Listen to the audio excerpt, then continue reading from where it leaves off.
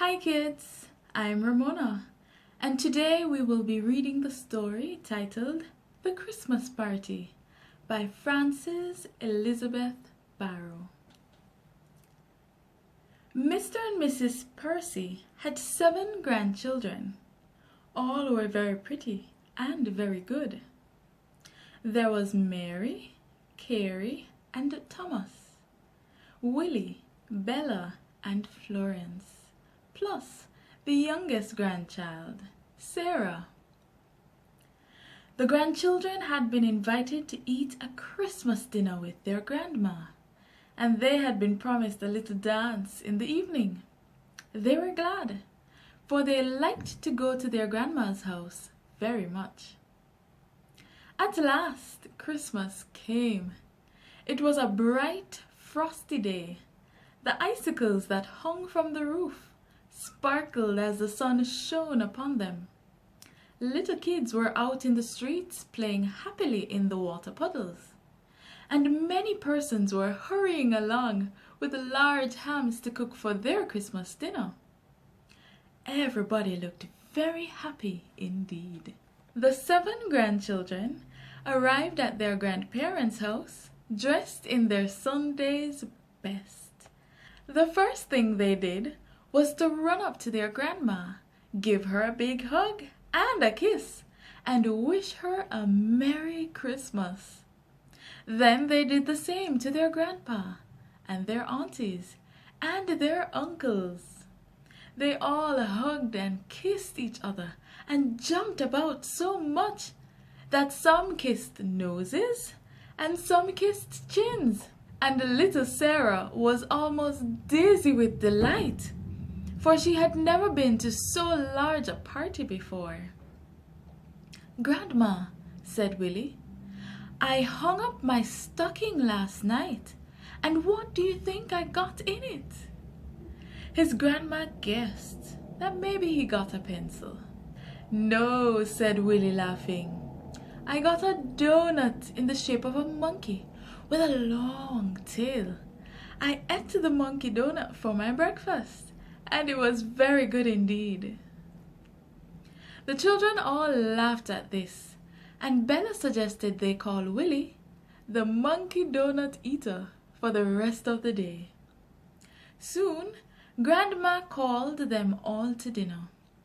It was now quite dark, and the chandelier that hung over the table was glowing. The curtains were drawn closed.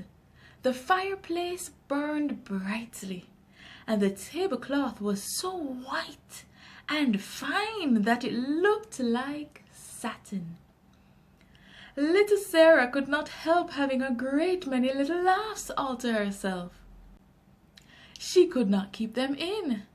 She was only 4 years old, and she was very excited about this big Christmas dinner. When Willie saw little Sarah trying to hide her funny little laugh, he felt as if someone was tickling him. So he pinched his lips together very tightly and tried to look as serious as a judge. But it would not work. He burst out into such a fit of laughter that everybody else laughed as well. Would you like to know what they had for dinner? Well, after their grandpa had blessed the meal, they had some very nice soup. The children did not really want to have any soup. Then they ate baked fish, stuffed with all sorts of things. The grown people at the dinner said the fish was very nice, but the little ones did not really want any fish for dinner. Then they had some barbecue chicken and smoked ham. The children all took a slice of ham. Then Willie asked for a chicken drumstick, and Mary said she wanted a wing. Bella chose a thigh. Little Sarah and Carrie each took a chicken breast. Thomas said he would have the other drumstick, and Florence thanked her grandma for a wing. But this was not the end of all the good things they had for dinner. There was also some delicious corn, macaroni and cheese, and there was rice and peas as well. All this food pleased the grown people the most. As for the children, they saved their appetites for dessert. Out came something that was quite astonishing from the kitchen. What do you think it was? It was a great sweet potato pudding, fresh from off the fire. There was so much heat rising up from it. Willie thought they had better call for a fire truck to put it out. The children each had a small piece because it was so rich and very filling. After that came ice cream and jello and chocolates. Those were perfectly delicious. Soon afterwards, little Sarah grew tired with sitting such a long time at the table. So her mother let her slip down from her chair. Very soon, all the rest got up and went into the living room. What did they see in the middle of the living room? It was a large table covered all over with a red cloth. What could it be? Willie said, "Grandma, that table looks as if something is on it." And little Sarah said, "Grandma, I guess old Father Christmas has been here?" "Yes, dear children," said their grandma. "Father Christmas has been here, and this time he looked very much like your grandpa. He will be in soon, and then we will see what is on the table." Oh, how the children wished they could get a little peep. They could not look at anything else in the room. They danced and jumped around the table and eagerly waited for their grandpa. In a few minutes, Grandpa came into the room, and all the children ran up to him and said, "Grandpa, Grandpa, do let us see what is on the table." He smiled, went over to the table, and removed the cloth. The children were so astonished that they could not say a single word. The table was covered with beautiful things, and under it was something that looked like a little playhouse. "Well," said their grandpa, "you may go up to the table and see if you can find out who the gifts are for." The children gathered round the table, and Willie took from the top a sailor's boat painted in bright colors. His eyes sparkled when he saw the note on it that said, "For my dear Willie." The children clapped their hands, and Willie shouted, "Thank you, Grandpa."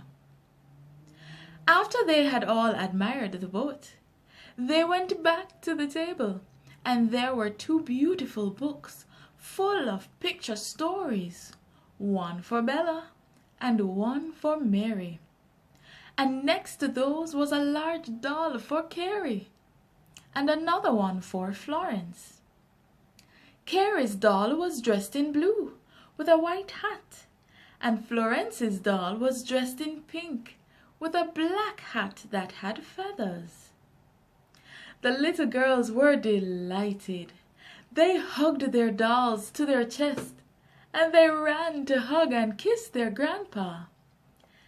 Carrie named her doll Rose, and Florence named hers Christmas, because she got the doll on Christmas Day.